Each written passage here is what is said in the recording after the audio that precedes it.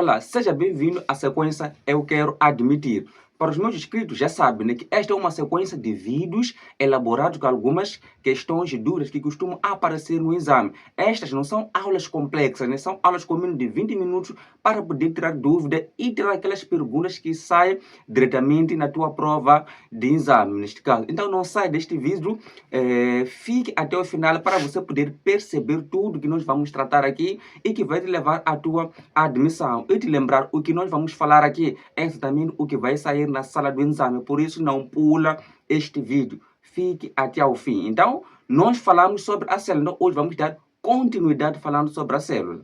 Então, com certeza, né, que você já se inscreveu, já não preciso dizer, né? Você já se inscreveu ao canal e ativou o sininho das notificações. Por quê? Porque haverá muitos vídeos, né, que vão ser postados. Então, se você não se inscrever neste vídeo, você perderá todos os vídeos e pode ser a última vez você a ver este canal. Então, se inscreva e se inscreva. Então, ok, nós dando continuidade, né? Na aula passada eu dizia que falamos sobre organelos, descoberta da célula, comparamos célula procariótica e eucariótica, entre outros fatores. Então, vamos dar continuidade. Então, hoje nós vamos falar sobre composição química da célula de uma forma breve.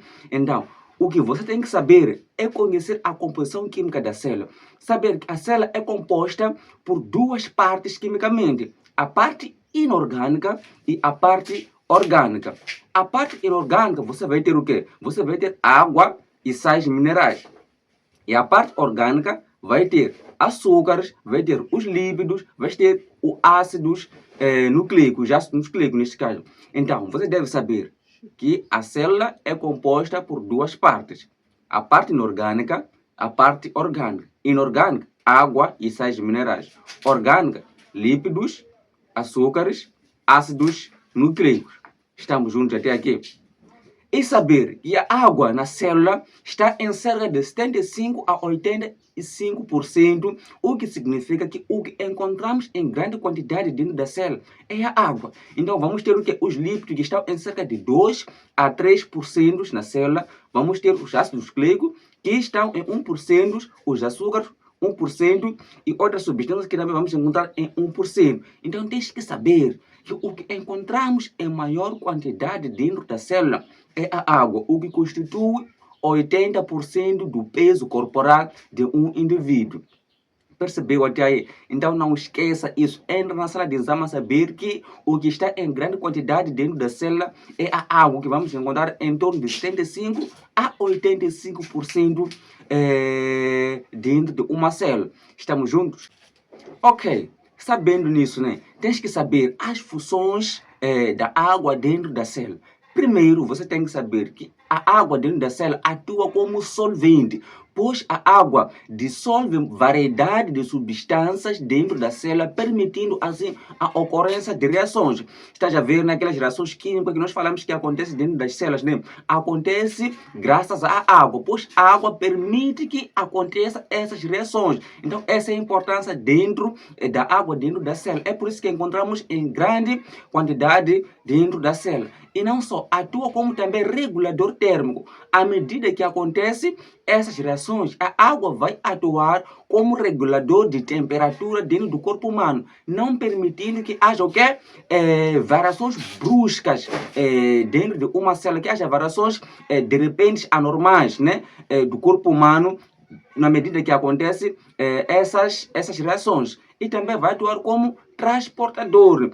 A água vai transportar grandes quantidades de substâncias, permitindo que estejam distribuídas de uma forma uniforme dentro do corpo ou dentro da célula. Tens que saber isso, né? As funções da água dentro da célula. Atua como transportador, atua como regulador térmico, regulador de temperatura e atua como solvente.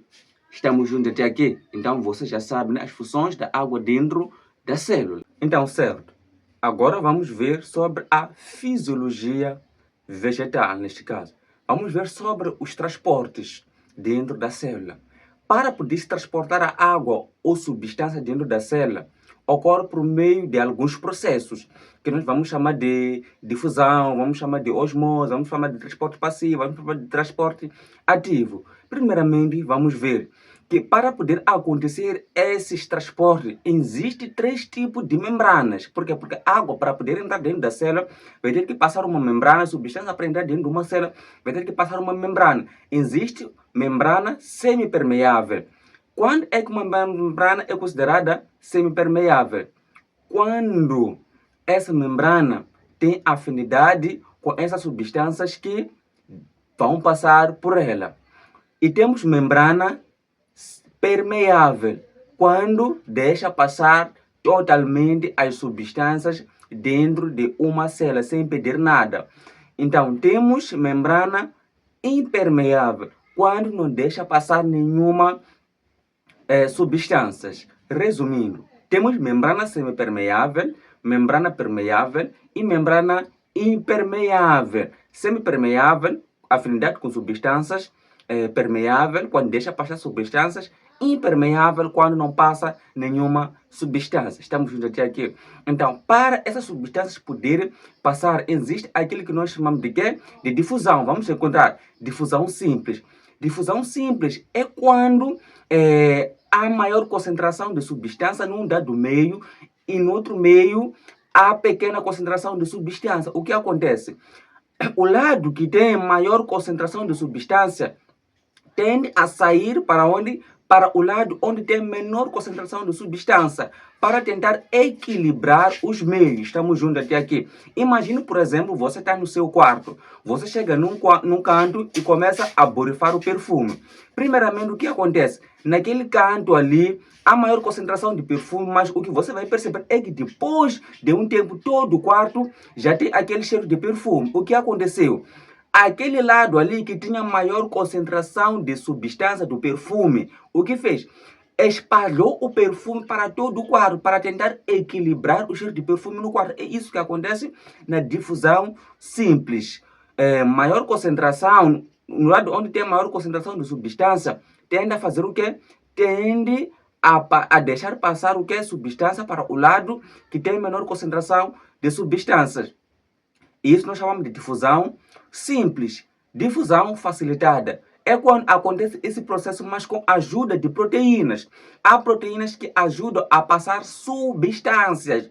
E quando essa proteína ajuda a passar substância, nós já chamamos a passar de difusão facilitada. Facilitada por quê? Porque essas substâncias atravessam a membrana com a ajuda de uma proteína. Estão a ser facilitadas por uma proteína. Então vamos chamar de difusão facilitada, mas o processo ainda é o mesmo. Maior concentração, maior lado de substâncias, com maior concentração de substância, passa para o lado com menor concentração de substância, só com a ajuda de uma proteína. Então vamos ter o quê? Vamos ter a osmose.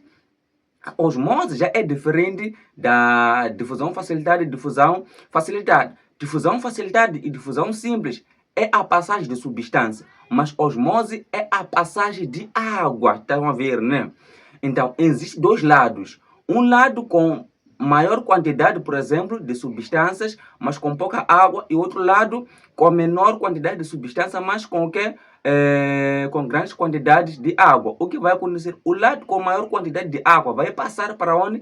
Para o lado com menor concentração de água. Então, teremos o quê? Teremos o transporte ativo, no transporte ativo, que é aquele que ocorre com gasto de energia. Então, tens que saber isso, né? Difusão facilitada, difusão simples, transporte passivo e transporte ativo, que esses são os meios de transporte de substâncias dentro de uma célula. E agora vamos falar sobre a produção de energia dentro da célula de um organismo, nesse caso, sobre a respiração celular. Saber que existe a respiração aeróbica e a respiração anaeróbica.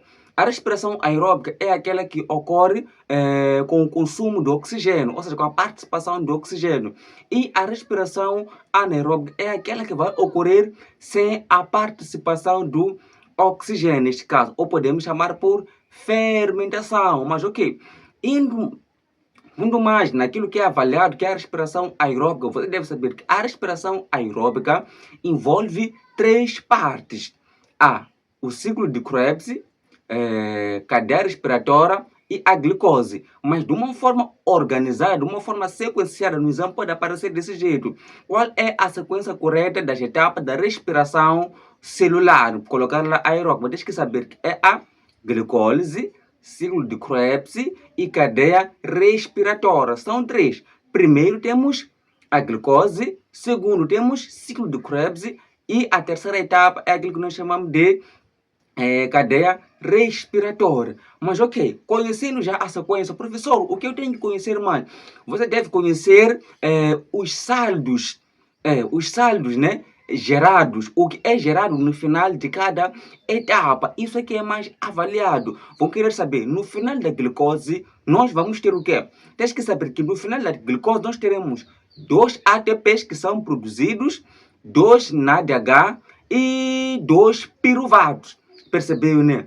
2 ATPs, 2 NADH e 2 piruvatos. Esse é o saldo da glicólise. Então, tens que conhecer também o saldo de ciclo de Krebs. Porque pode colocar lá, por exemplo, 2 ATP, 2 NADH e 2 piruvato. Querer saber se esse saldo é de qual etapa? Da glicólise, do ciclo de Krebs ou da cadeia respiratória. Nós temos que saber que é ciclo de Krebs, é cadeia respiratória. Então, o ciclo de Krebs nós teremos 2 ATPs, 2 FADHs e 2 NADH. Percebeu até aí? Certo? 8 NADH, assim que é 8 NADHs. Então, ok, tens 2 ATP, 2 FADH e 8 NADH. Então, memoriza esses saldos das etapas celulares. Qual é a etapa que há maior produção de energia? É a cadeia respiratória. Por isso que nós dizemos agora que é 34 ATPs. Estamos juntos até aqui? É isso. Conhecer os saldos gerados em cada etapa. Então, é basicamente isso. Então, agora vamos para outra etapa, né? Vamos falar da meiose e mitose. E, por fim, teremos a mitose e a meiose. Então, depois disso, noutra aula, nós vamos começar a falar sobre os vegetais, né? Sobre a fisiologia vegetal, os tecidos dos vegetais. Mas agora vamos terminar com a meiose e a mitose. O que eu tenho que saber sobre a mitose e a meiose? Você deve entrar na sala de exame e saber que a meiose, ou seja, a mitose, é um processo pelo qual uma célula diploide com 2N vai se dividir e formar 2 células filhas. Observa esta imagem aqui. É uma célula que se dividiu, formou quantas células? No final temos 2 células filhas. Observa aqui nesta célula aqui temos 2N. E nessa outra célula também temos 2N. O que significa? Que a célula inicial se dividiu formando 2 células filhas, mas com o mesmo número de cromossomo. A célula inicial tinha 2N e as células que foram geradas, que são 2, também têm 2N. Então o que vamos dizer? Mitose é um processo pelo qual uma célula diploide ou uma célula mãe se divide formando 2 células filhas com o mesmo número de cromossomo. Estamos juntos até aqui? Ao passo que a meiose é um processo pelo qual uma célula diploide ou uma célula mãe se divide formando 4 células filhas com a metade do número de cromossomo. Observa, né, que na mitose se forma 2 células com o mesmo número de cromossomo. Então, na meiose, em vez de ser 2, aumenta mais 2. Então, forma-se 4 células com a metade do número de cromossomo. Então, mitose são 2 células. Meiose são 4 células. Mitose é todo o número de cromossomo. Então, a meiose é a metade. Percebeu até aí? A meiose vai se dividir formando 4 células filhas com a metade do número de cromossomo da célula mãe. O que significa? Que se uma célula com 46 cromossomas se divide pela meiose, no final teremos 4 células, cada uma com 23 cromossomas, que é a metade. Se uma célula se divide com 10 cromossomas pela meiose, significa que vai formar 4 células filhas com 5 cromossomos. Esteja a ver. O que significa que se uma célula se divide com 8 cromossomas, uma célula com 8 cromossomas se divide pela meiose, no final teremos 4 células com 4 cromossomo. Percebeu até aí? Se forma 4 células com a metade do número de cromossoma da célula mãe, se a célula mãe tinha 8, ao se dividir as células vão ter 4 células. Percebeu até aí? Então agora o que tens que saber são as fases da mitose. As fases da mitose é a profase, metafase, anafase e telofase.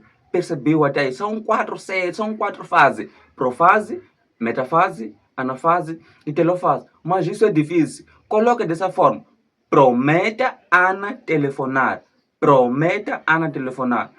Pro de profase, meta de metafase, ana de anafase, telefonar de telofase. Percebeu? Prometa, ana, telefonar. São as mesmas fases da meiose. Então, a meiose também você tem que conhecer prometa, ana, telefonar. Pois meiose também é profase, metafase, anafase e telofase. O que vai se diferenciar é que na meiose há 2 tipos de meiose.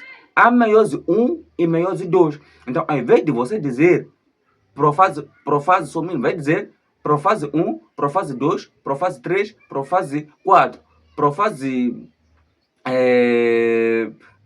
1, 2, 3 e 4. Assim que é, né? Por quê? Porque na meiose nós temos o quê? Temos meiose 1, meiose 2, meiose 3 e meiose... Temos meiose 1 e meiose 2, desculpa. Temos 2 tipos de meiose 1 e meiose 2. Então, ok. Sabendo isso, você tem que conhecer a importância biológica da mitose. A importância biológica da mitose.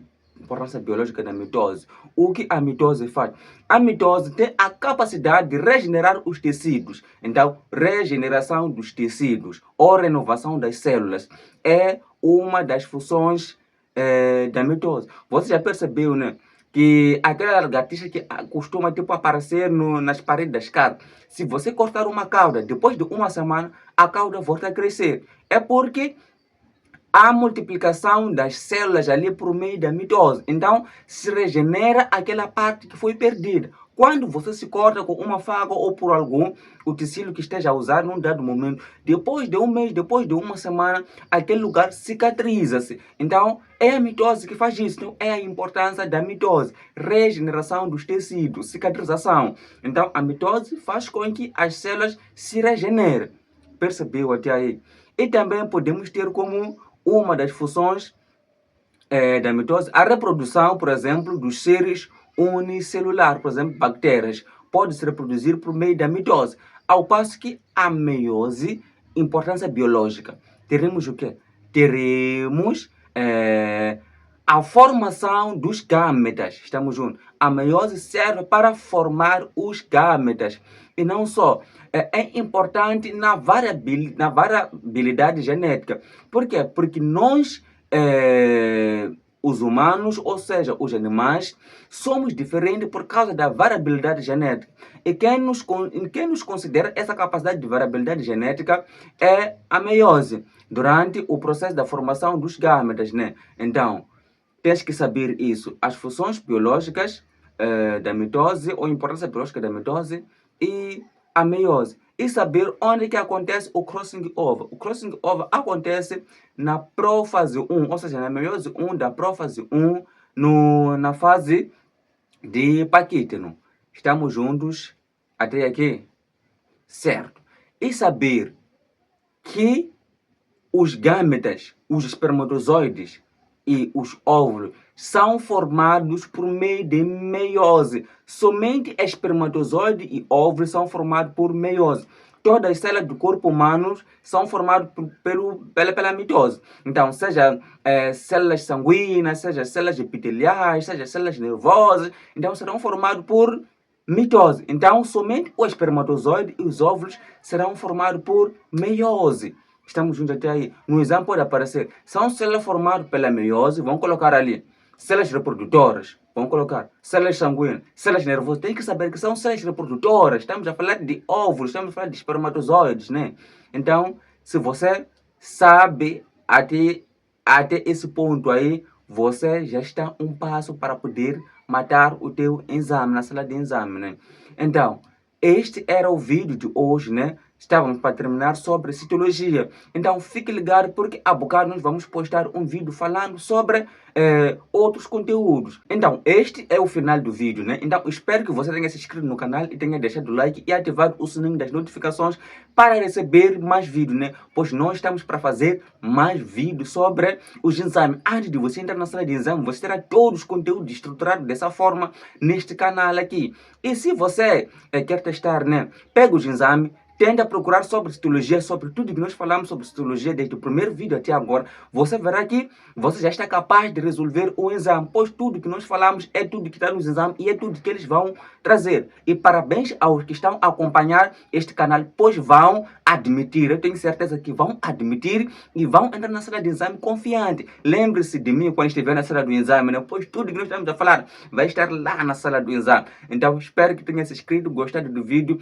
e se você quer admitir, comente, quero admitir neste vídeo aqui para que eu possa produzir mais vídeos, né? Possa ter mais moral de produzir mais vídeos. E até mais, espero te ver no outro vídeo. Tchauzinho!